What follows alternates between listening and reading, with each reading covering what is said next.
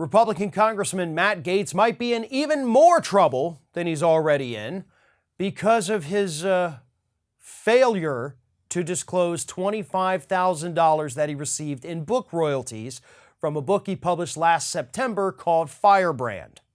Now, 3 days after these financial disclosure forms were due, he did file an amended return, and he said, oops, totally forgot to mention, my bad, that I made $25,000 from my book Firebrand last year. And because he filed the amended return, he is actually not likely to get punished for any of this, even though it's a violation of the House rules. But, you know, nobody ever actually gets in trouble for this crap, which is why it continues to happen all the time. But here's the thing. New reports show that Matt Gaetz' amended filing actually just raises more questions than it answers. Because sure, it shows that he got $25,000 in royalties from his book after paying 30% of the total money he got to his publicist. So his net was $25,000. But it turns out the terms of the book deal are also a little questionable. And by the way, before I get into those terms, it is important to know that the terms of these book deals have to be approved by the House Ethics Panel. Because you cannot, apparently, and I didn't know this until I started researching this, you can't just go out as a member of Congress and say, hey, I'm writing a book here, all right, give me lots of money. No. There are rules that you have to follow. You have to get approval for the terms of the deal, for everything along the way, so that they can make sure, the House Ethics Group, that everything is on the level. And Matt Gaetz' book deal is now starting to raise a couple of red flags because unlike pretty much anybody else, Matt Gaetz worked out a deal where he got 60% of the profits off the book. 60%. Usually an author going through a major publishing house, which Matt Gaetz did, doesn't even get half of that. So that's a little bizarre. What's also bizarre is that Matt Gaetz, as grandiose as he is, apparently barely sold any books, in spite of the fact that he got endorsements from Donald Trump Jr., Donald Trump, Sean Hannity. Because look at it this way. If he got 60% of the profits, okay, and of course he put 30% of his own to his publicist, so his net was $25,000. That would mean that total book sales from September through the end of December was $59,500. Matt Gaetz may have, and this is just my theory, hidden his book royalties from his financial disclosure forms because he didn't want anybody to know how pathetic his book sales were. That's why we didn't know the terms of the deal beforehand. That's why he failed to disclose it. Because you only made $59,000 off a book that was selling for $27 a pop.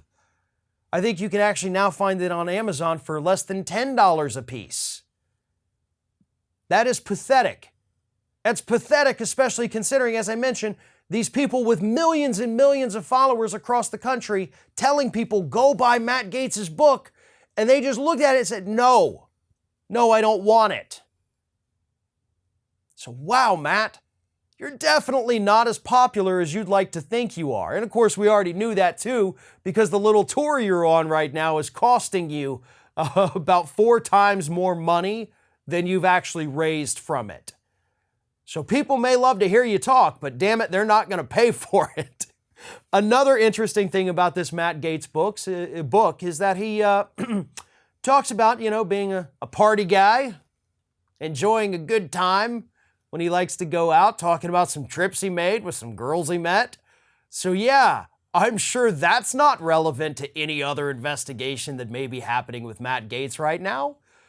So, it is what it is. The House definitely isn't going to punish Matt Gaetz for any of this.